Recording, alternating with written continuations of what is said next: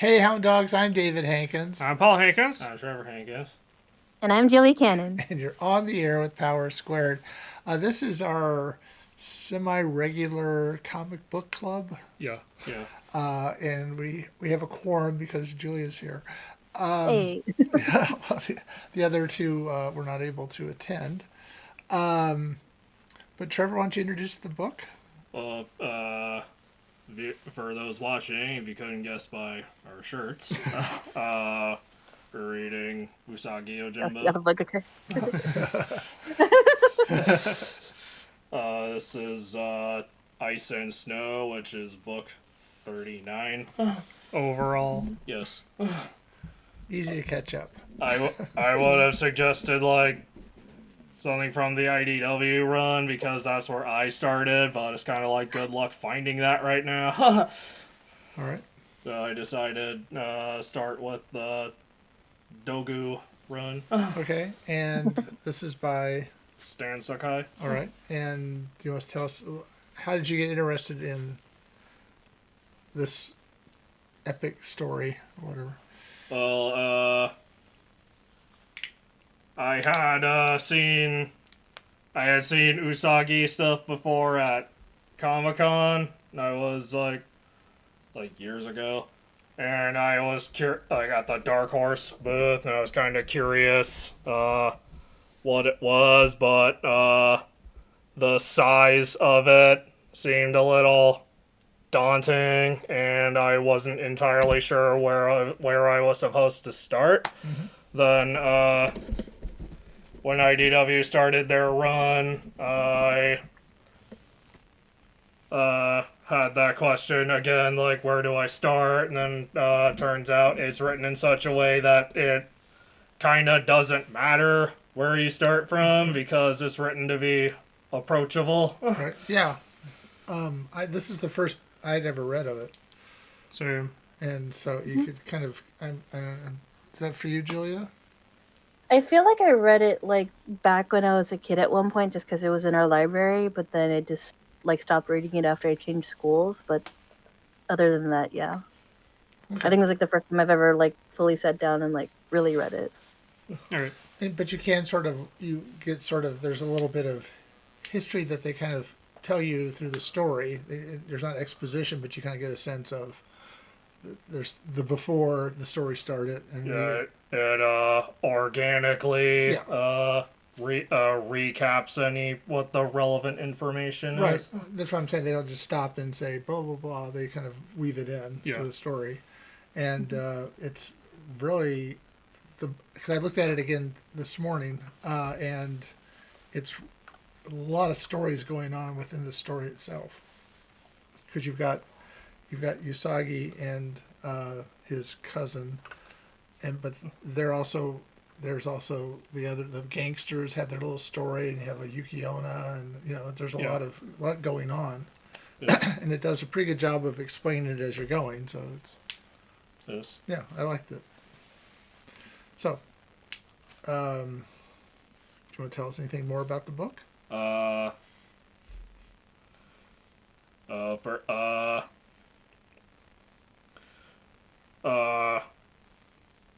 we actually did a video before that was all about Usagi, but to give a quick recap as to what Usagi Yojimbo is, Okay. it's about a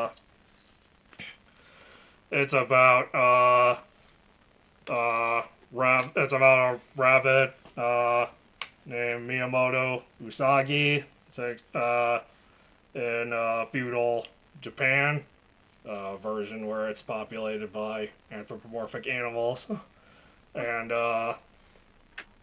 he is a wandering Ronin. Right. Okay. Ronin is a samurai without a master. Right.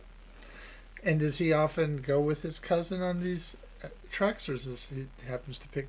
I think that was a recent development. Yukichi I reminded myself before the show, he first appeared in the material that was collected in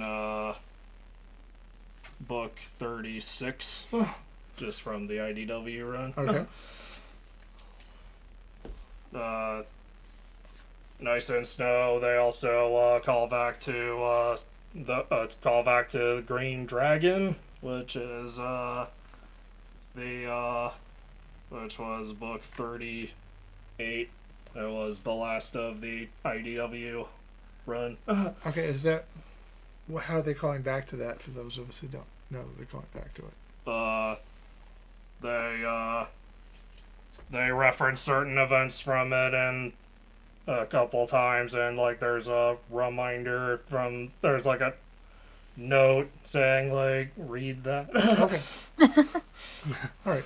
But it still gives you I the I didn't read it this morning. I kind of flipped through it again and got and read little parts of it, but I wasn't rereading it. So it still gives you the information that's relevant to the plot. okay.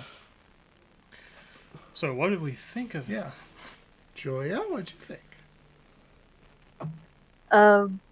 Sorry for that spot. No, I was reading it. I just mainly thought like I just started remembering just like the Yugi Ono just because like I remember us actually using it as some of our material for our book. Yes. So when I was like reading it, I'm just kind of like, I understand the title, and I already know what's gonna happen. And then I just realized, oh wait, yeah, yokais are a thing.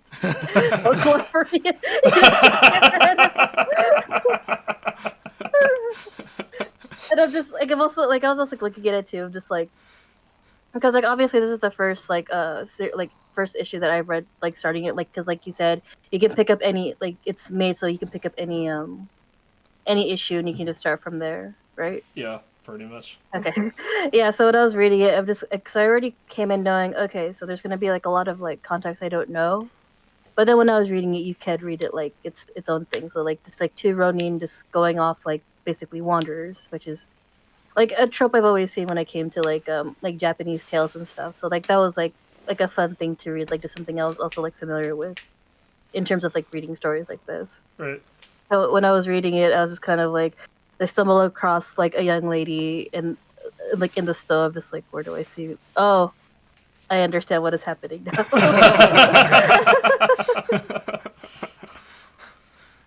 Yeah. And yeah, and then like when reading it, like especially with action scenes, it kind of resembles like how you would like think a normal like fighting scene would go. Like they end as soon as they start. So Yeah. like the moment they start a fight, it's like it ends in a blink of an eye. Yeah. Like obviously there's points where like you don't know, like there's like that tension of like, are they gonna make it out alive? Are they gonna be okay? But then like once it all happens, it's just it ends. Yes. Like, which is like kind of what I like, because like that's kind of how you would expect from a fight. Like I guess in real life, how it's it like it ends right when it starts. Yeah. We had I'll say a fight expert on Yeah. the show 200 episodes ago, whatever. And yeah, she was saying that in her book, she talks about how fights don't really last very long, especially street fights. Yeah. They're pretty over pretty quick. So yeah, I think she would appreciate the fact that that was what was going on in this book. Yeah. Carla Hoke. Yeah. Yes. Her book was Fight Right. Right. I think the term was fight choreographer, right? Was it a choreographer? Or is that for movies more than comics? Oh, she just wrote about. She was a martial artist. Oh, okay. And she wrote a book about how you should do fights in books because nobody was telling people how to do it. Yeah. And she was. I think she has consulted. Yeah, we met her at. Paul and I went to a novel writing seminar. Yeah. In Pasadena, and she was one of the speakers. And I thought, wow, that's a really interesting topic. And I was trying to encourage her to be on.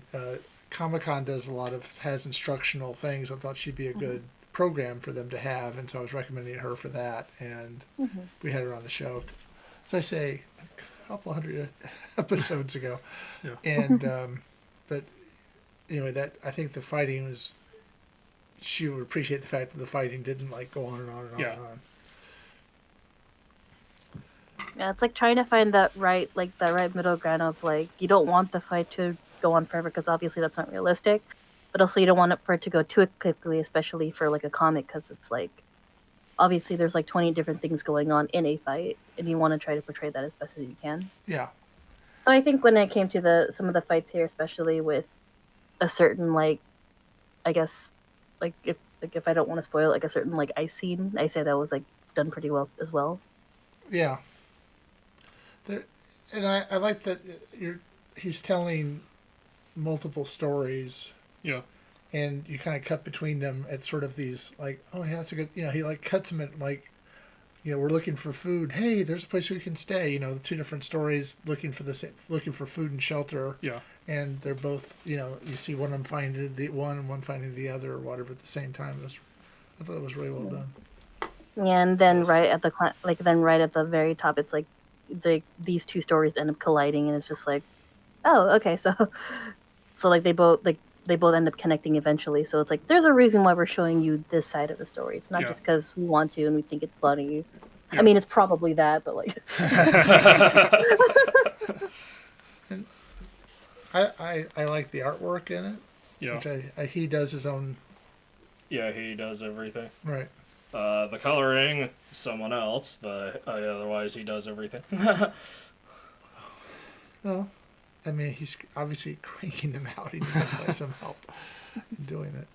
So when he does do the coloring, it's for like covers like this where he actually like paints it. Oh, wow.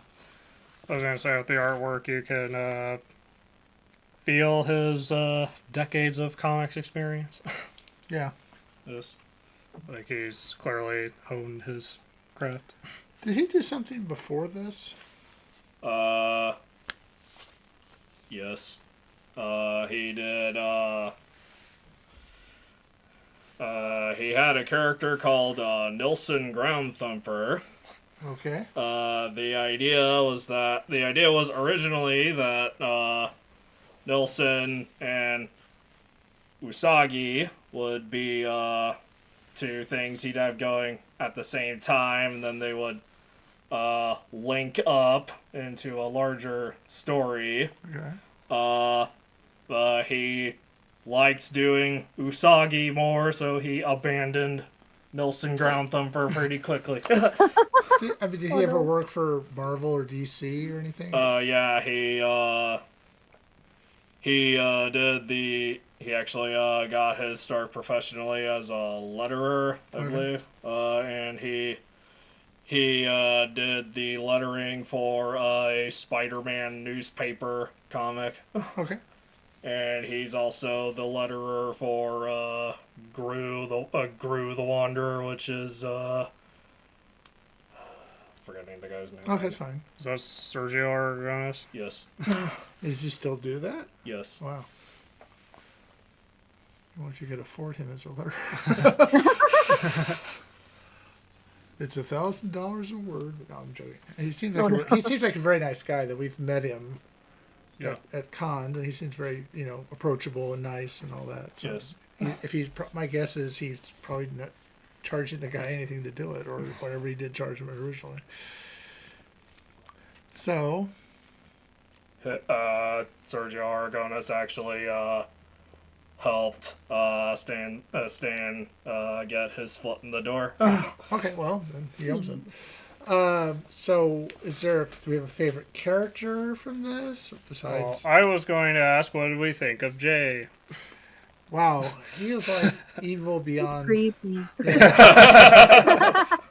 And I have a sense that the river doesn't kill him, but I don't know. But he seems like the kind of guy that never dies.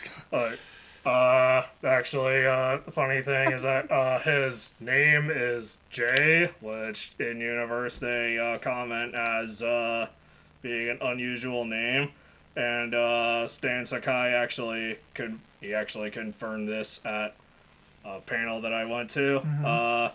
He named the character Jay so that it's like a Japanese honorific is san. Mm-hmm. So when you I think I read this somewhere. It's like a play on words.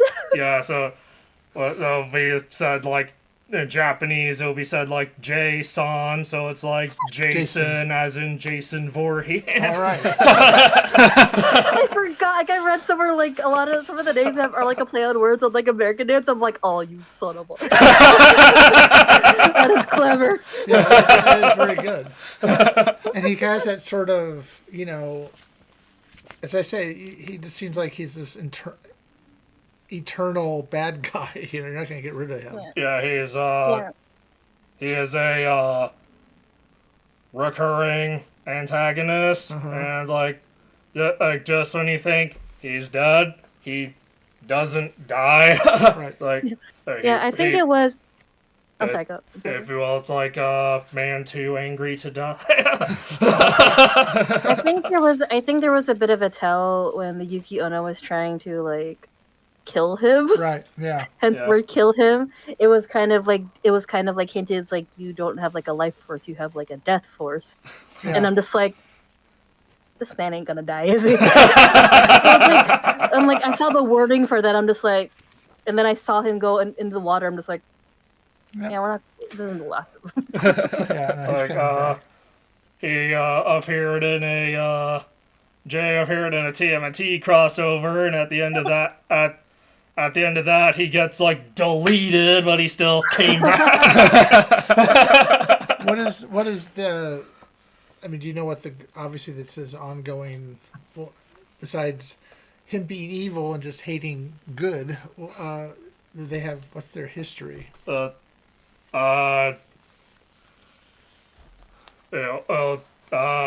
Jay, actually, what makes him interesting is that even though he's killing like good people, he is convinced that he is getting rid of evil, and that what he's doing is by order of the gods.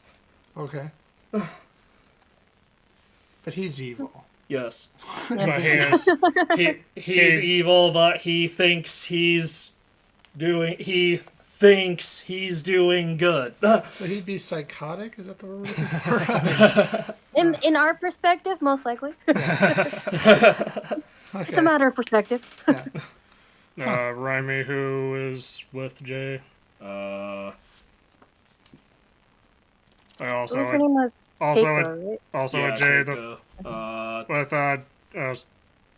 sorry, before I get into that, I was want to say with Jay, I was caught off guard by the fact he seemed to actually have supernatural powers. Yeah.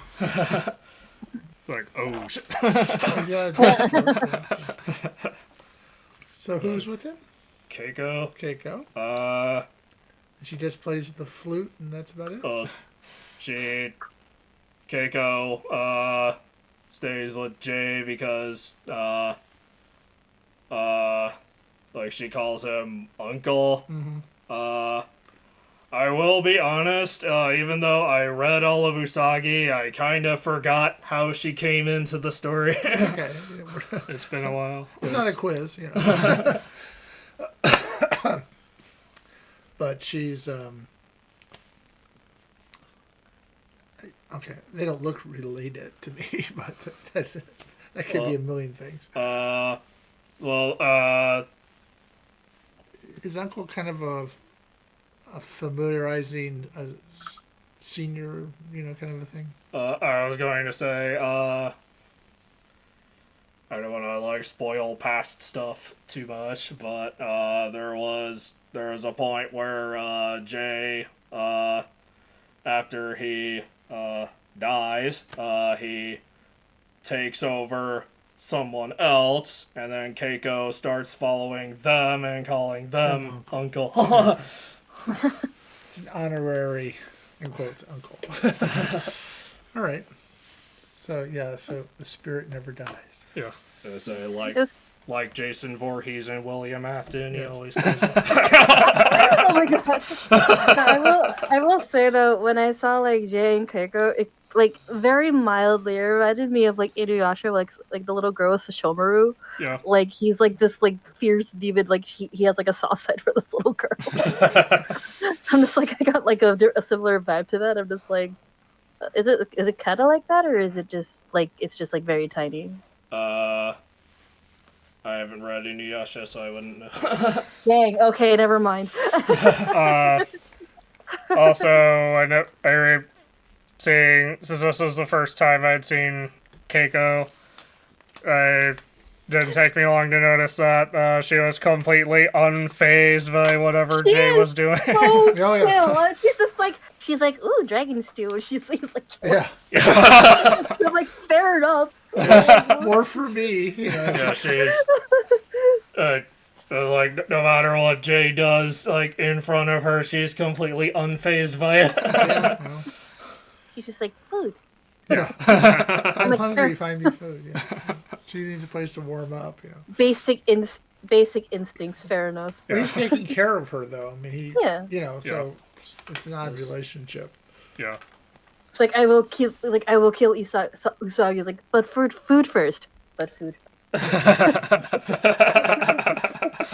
basically what I got from it. But when the gang is hungry, he's like, "No, we're going." You know. So, and I like how his you know, the bargain he makes with the Yukiona. Yeah. You can take them, kind of a deal. Yeah. Not a guy you want to be in charge of you. No. But To be fair, they didn't have that much of a choice. yeah, I know. Yeah. I like how the second guy tried to tell him, "No, you don't." What did you think of Usagi, the character? He's like very has his act together. I'll say pretty well. He's obviously a very good swordsman, but he also doesn't try to, you know, he only uses it when he's attacked. It seems like, Yeah. and he's not out to try to hurt people or take advantage of them, but he's looking out for himself and for whoever he's with, his cousin in this case. And he seems to like try to. Yeah, he's like a pretty decent guy. You know? I wouldn't necessarily think of that as from the Ronin, but he seems pretty. As for Yukichi, he's obviously more naive. Yeah, He's green. you get the idea that he's sort of taking him out to show him the world, kind of a deal. Yeah. The life of a wanderer. Basically.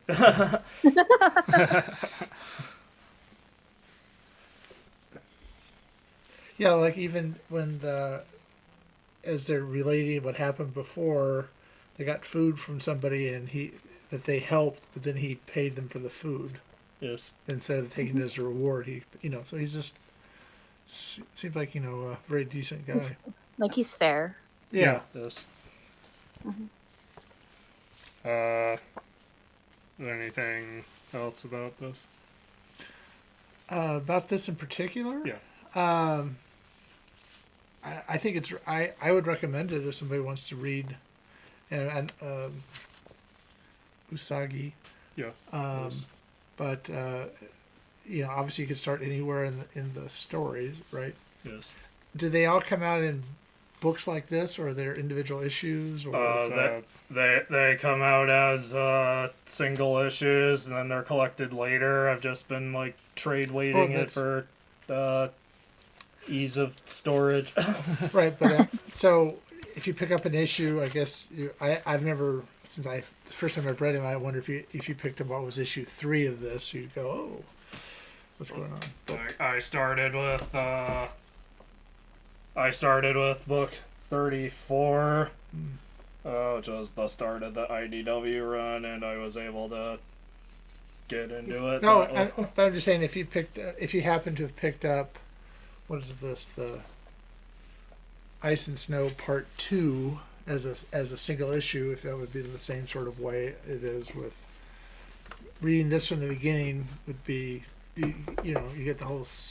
I would still recommend starting from part 1. Oh, I would too. I'm just saying the books are the trades are set up so that you kind of can read that and it's an entire thing, and it came before and it's going to go on after. Yeah.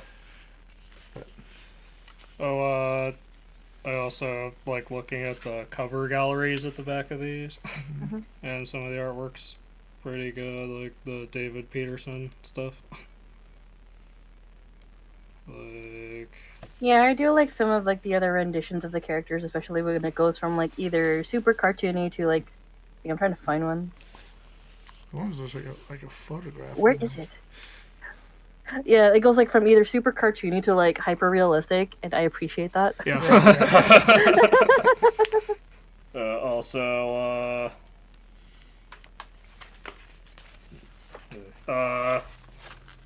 this cover is a callback to like a very early Usagi cover. Okay. His villain arc. No. So what I'm just- So basically, we would recommend this book. Yes. Yes. I would, yes. Okay. And if you're interested, if you're watching or listening to this and you're interested in this yourself, you can start with this one, but you could just pick up any trade and go from there. Right. Yes. So I'd be interested in reading more if it came down. There is a book 40. Okay. Hey. Writing myself, book 41 is coming out in November. At least that's what Amazon listing says.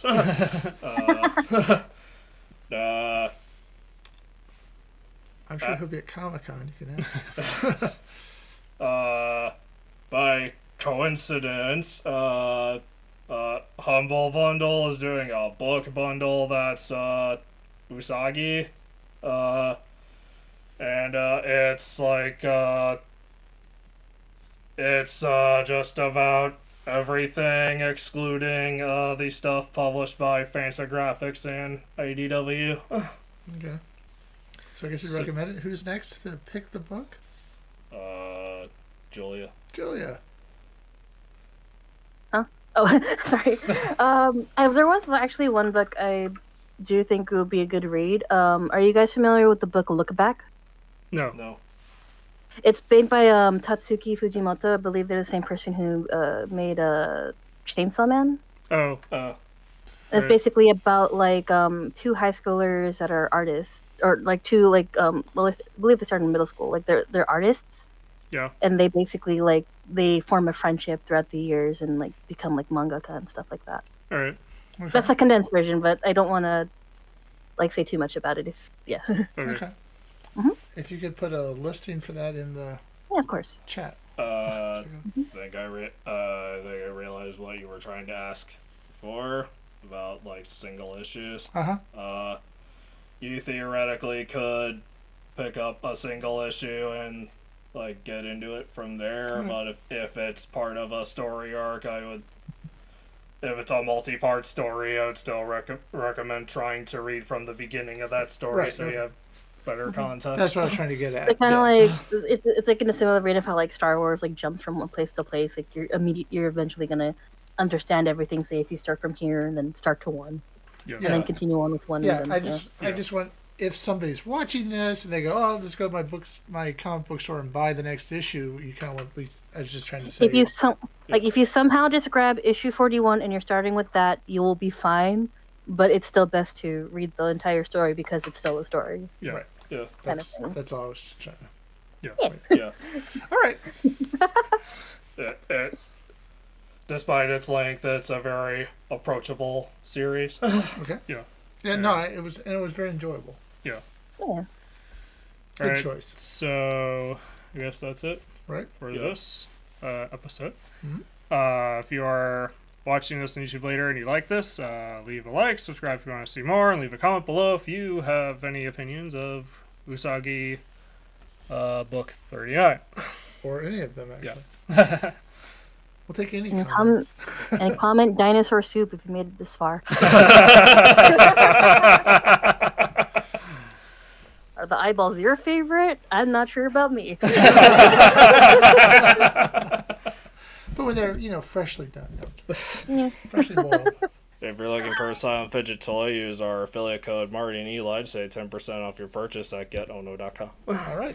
So until next time, I'm David Hankins, I'm Paul Hankins. I'm Trevor Hankins. And I'm Julia Cannon. and you've been on the air with Power Squared. Bye.